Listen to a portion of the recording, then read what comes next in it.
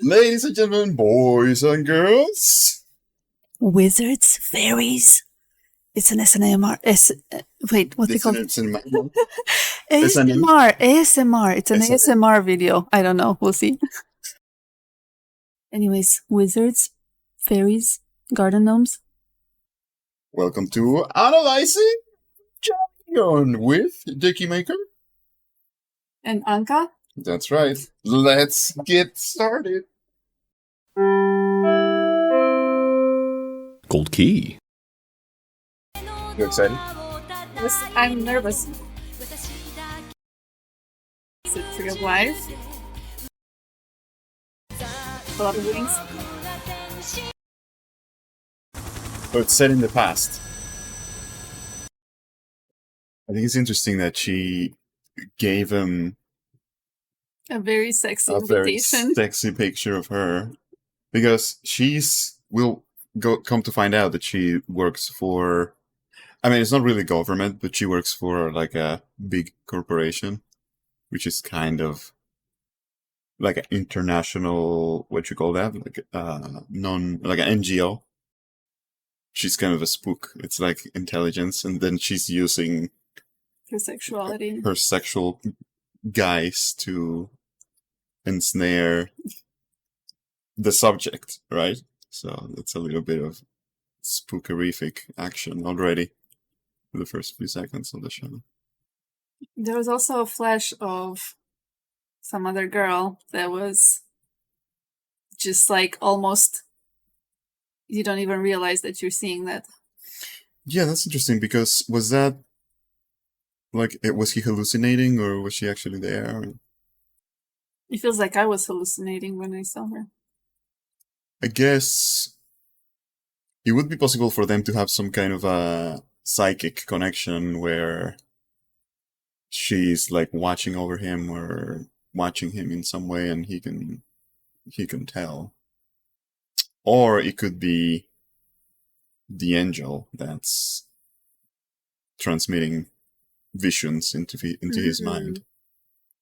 It makes me think of the less obviously intriguing side of the feminine drawing him in also at the same time. Yeah. I think you're right, because he's just seen the picture of the, I guess she represents like the adult feminine. Asuka's not in the show yet. And then Ray, he has that flash where he's almost like escaping or afraid of the like fully realized adult feminine. He's kind of escaping into the more safe, A more chaotic energy that matches where he's at. well, Ray is more like an unconditional acceptance. And so, with the promise of the sexuality of the other chick, what's her name? Misato, also comes like a fear or a risk, which is like, when that's fully evolved, that's like the thrill of the hunt. But because Shinji is just like a kid, especially episode 1, he's afraid of that. It's too much power, but it's also the possibility of rejection and the possibility of losing, access to that promise of sexuality or sexual access. And so, for a flash of a second, he has a regression or an escape into the safety of the more motherly energy of Rei. Or maybe he wishes that he could, have sort of some of that motherly protection, or... That's intense already. Off to an intense start, to just a little flash of something that's so intriguing. That's what's so cool about the show, is that everything means something. Otherwise they wouldn't have put it in there, right? I think it's the duality of like sexuality versus like affection, and so he, as as the kid that he is, he's unwilling to like play the odds and risk going for that sexuality, and he has almost like an escape fantasy where he's going into a more safe, in a way he wants to like get the affection or not lose the affection, and he doesn't want to risk losing the affection to get to the sex because he's still a kid. I think that's my interpretation. Ultimately, you need to integrate all of those parts of yourself that are attracted to the different parts of, the counterpart, which in this case is the feminine. Mm-hmm. So all of those are needed. Which one is more alive and beckoning to him right now? Mm-hmm. And at the same time, even within his own imagination, having access and or the promise of both, I think, is comforting. Mm-hmm.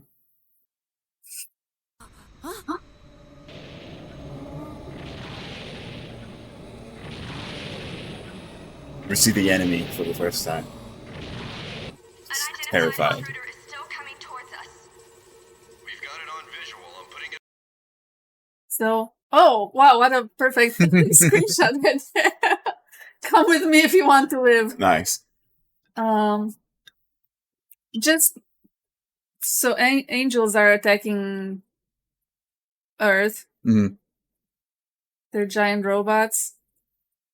Or are they? Or are they? They look like giant robots. In the opening credits, you see both a somewhat biblically accurate angel with the 6 wings, and also the tree of life, which lets you in on the fact that they're not completely clueless about what an angel really is. Mm-hmm. So it's interesting to see where the dichotomy. And also we see the, whoever it was, we don't know yet, the men that are in charge of the organization. We're kind of expecting it. They're still like, oh, they're back after 15 years. So, well, actually, we're not expecting it, but they know that it's happened before and they're preparing for it. If they've been preparing for 15 years and Right. It's coming, that's a big deal. It's not like... So ostensibly they have knowledge of... what's happening. Yeah.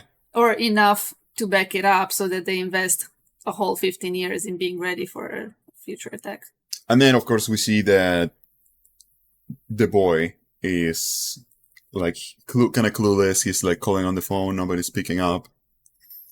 And then he's thrust into the middle of the action and he's, face to face with the enemy, first of all. He's getting a sense of the scale of the problem. So there's a crisis. He's thrust right in the middle of the crisis. Pieces of the puzzle are starting to get set up, right? We have the men who seem calm, like they know kind of what they're doing, they're taking care of it. But, it's still a big deal. And then the entire army, all the tanks are like attacking the enemy, but to no avail. So it's too powerful for them to be able to just defeat it through conventional means or defeat it through sheer brute force. So, purple hair lady is introduced. So we see that the boy is still being rescued by the woman. So he's, rescued by mommy. But she's also a tough chick. So she's also like daddy a little. She can drive a stick. It's very... we've seen this story before. Right. And then we see that all the military leaders are like throwing everything they can at this new enemy. So it's almost representative of like culture as it exists being insufficient for this new iteration of, the next bad thing that's going to happen. Everything we know, everything we've known so far, put together to prepare ourselves is not even remotely cutting it. And they're like the tribal leaders. So it's like, the general and like they're the adults that are in charge. And so everything that they know is just not enough for the new crisis.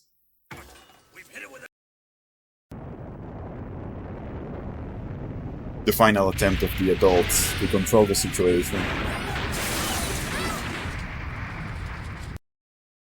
We're unable to confirm. So we see that she has like a little bit of hyper agency, like she don't need no man, she can handle her own. Yeah. But she gives him a little encouragement because he got to help. Well, it's also interesting that she praises him for being useful. It's like, it's kind of like the quintessential masculine quality. And I feel like the masculine needs to experience that encouragement from the feminine to ever get started on anything, really. So we're getting like a sexual tension already between the two of them because like she's being, just from the fact that she's being very feminine and he's being, a little bit masculine, and so it's like that little tiny bit of sexual tension just like starts existing, emerges. I think it's just a beautiful scene in that, to me, it's very resonant that when you make any little change, any little effort, then the universe actually responds with so much grace and abundance. At least that's my experience. You just like give a little, you make a little change, and you're propulsed into more possibility. Nice. And then they lose visual, so it's a little bit of fog of war. There's, the crisis continues. There's no way to know what's going on. It took the full blast. 3. So she's got some neuroticism going on, and at first he had some neuroticism as well. He's like, nobody's picking up the phone, but he's like completely useless and like unexamined in his own, just acting, doing whatever he feels like in the moment. And she's the opposite. She's also overcome with neuroticism, but her defense mechanism is to like suppress it completely and mask, basically, and just like pretend that everything's fine. And then, I mean, we know that has pros and cons, right? She's like encouraging the kid and keeping like a professional appearance, but it's also, we start to see the schism or the division between her inner life and her like professional front that she has to kind of, like really be an expert at keeping that front to maintain her. The job done. To get the job done and to keep her position as like a authority boss, government official, like she says. Because it her out on it. I'm sorry. The letter was ripped up and taped back together. What's, I mean, difficult relationship with his father, obviously. Bad communication. Bad communication.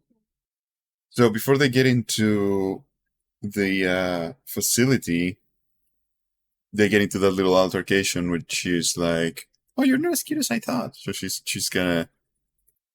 We get a window into the way that she has, climbed the ladder and behaved her whole life, which is like using, little manipulations and tricks and so on.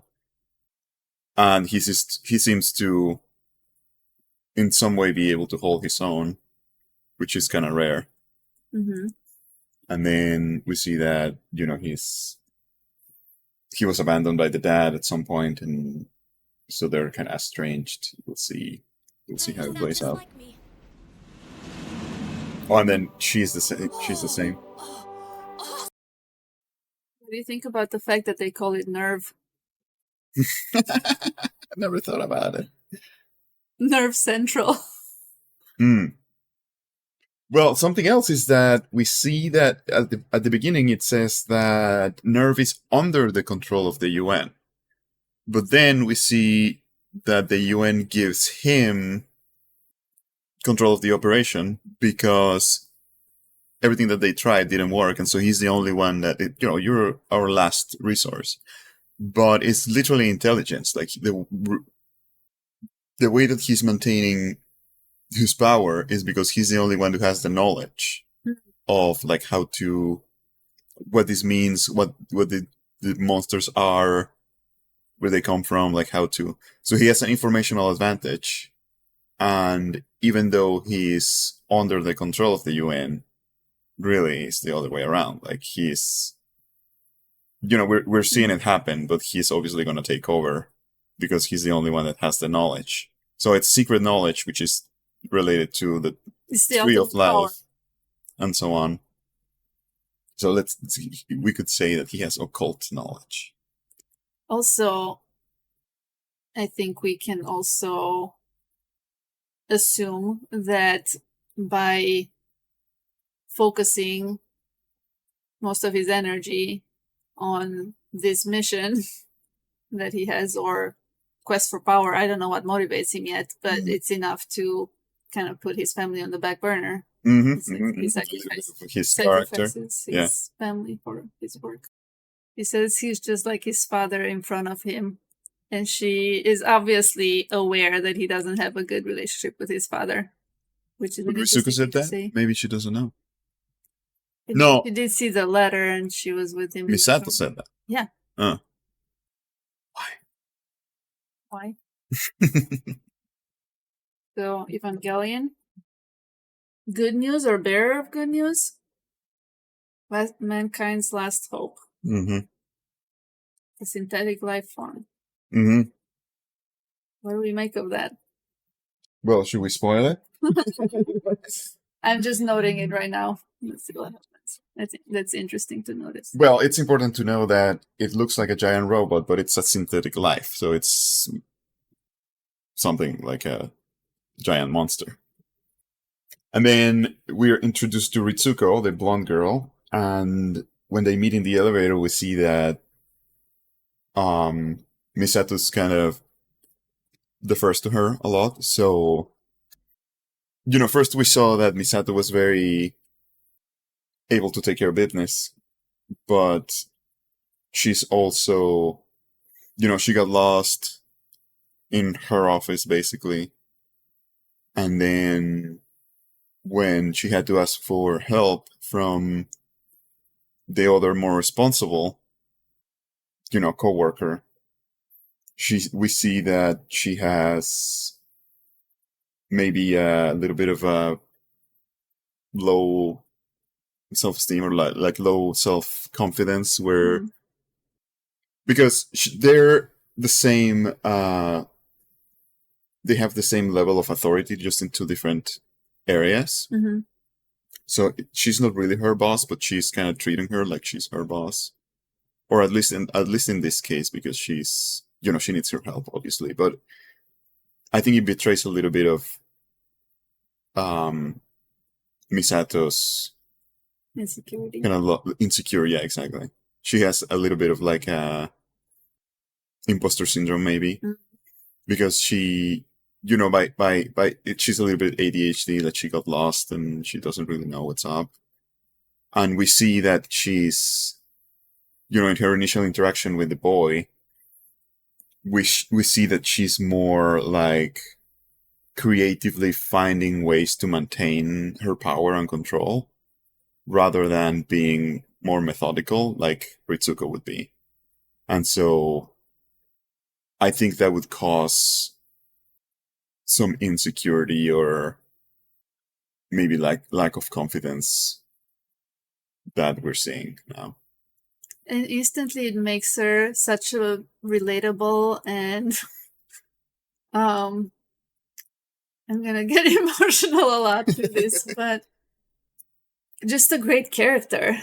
And it's funny how, in life we think people like Itsuko, that's her name, have it all together, and we like aspire to be like them, and they reflect to us our insecurities, and the ways we think we're not enough. But if you look at it objectively from the outside, like, what a beautiful character Misato is. Well, yeah, and then we also have the two adult women juxtaposed with each other, which is, like right here you can see it's like black and red versus blue and white. And they're like inversions of it. She has black hair and the other one has blonde hair. So there's basically inversions of each other. And we see that they're both equally as capable. But Misato is the creative one and Ritsuko is the methodical one. And, as the series continues, we're going to see what are the pros and cons of both. Because, I mean, just like as we're starting right now, we know that they're like equal, but completely different. And so, but as we go forward, we'll see like exactly what the dynamics are between, what are the pros and cons of each and the pros and cons of the other. I love you pointing out the colors. And she has a cross as a pendant, and the other one has some kind of Like a a ring circle, or a circle. Yeah. Also, and we could also say that the cross is the individual. It's like the crux or the center of the universe, which is the individual. And then the circle is the earth or the universe, which is everything else. That's not the individual. And we also see that the unique spark of divinity that's in the individual is creativity, represented by Misato. Which is the part that she obviously judges in herself and rejects, but it's like secretly actually her strength. Yeah, exactly. And then logic, which is, the demiurge basically, is, or, that methodicity, like that clockwork-like making of the world, which is cause and effect, basically, is the world, is represented by the logos or chaos and order. Exactly. Correct. I love that I'm so sorry, but that shot where he's in the middle of them and he's literally at the height, his eyesight is at the height of their boobs. Answers. Father. Their father. He's smiling, like we see that the kid is. I mean, we'll go through it, but obviously that is some kind of a narcissist, and so he sees that the kid is afraid, understand that he has power over him, and just smiles. That reminds me of the father of my children saying that baby tears are sweet, sweet. Actually, he used to tell me that. Baby, sweet, sweet tears. Look at that shot. There's the boy in 6 frames in the background looking away and being completely distraught. And then he also, because there's 6 of them, it's like he's one of many. He's kind of disposable or interchangeable, at least in the eyes of him, which is the guy, the one who's looking at the screen. And also, he's the 3rd child, whatever that means. He's not the 1st child. Right. So they say that all that they're expecting of him is for him to just sit on the seat. So in a way, that's like a bravery test. So he doesn't have to like know anything or have, a skill, like a hard skill that he needs to like provide a result. It's just, it's the fool. It's the first card. So he has to just step off the edge. And that's it. Like that's the first test. You just need Give to the first step. You just need to be, but that's like everything. Either brave and or foolish enough to give the first step. The leap is, the leap contains everything. Stand that, don't you, Captain Katsu? So he's in this shot again. He's in the center, and the 2 women, the order, the chaos, the blonde, the brunette, and he's shot from above, so he's like small and vulnerable. You sent for me. You know why I sent. So you're the father just way over there, far away, that you can barely see the silhouette. And the monster in between. So he's in a completely different level. So he's unreachable and beyond the worldly realm, and he has to face, the kid has to face the realities of the world, which are kind of in between him and asking So- me to take this thing, In a way, he has to prove himself to his family. go out there and fight? So episode 1, I think, is the transition between him being a kid and adolescent. So for the first time, he's encountering the need for having a utility or a use for you. So that's why, the father calls to him and he's like, why? Well, it's because I have a use for you now. And so it's like, oh shit, I'm not a kid anymore. Now I have to actually do shit. If you're going to do it, do it now. If not, then leave. You see all the workers, which are other useful men, are basically just watching and waiting. Like, are you going to be useful as well? Or do we need to cast you out from the tribe?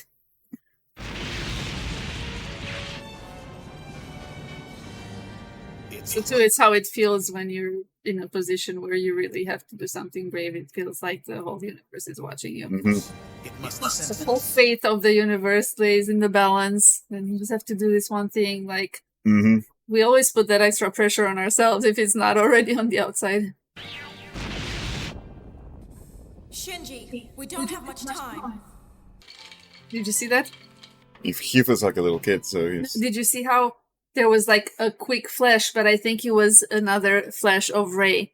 No, it was him. It was him as a Oh, it kid. was him The as a moment kid. that the father left, and he was left, as a kid with his bag in his hand, or a teddy bear, or whatever it was, and it basically abandoned and defenseless.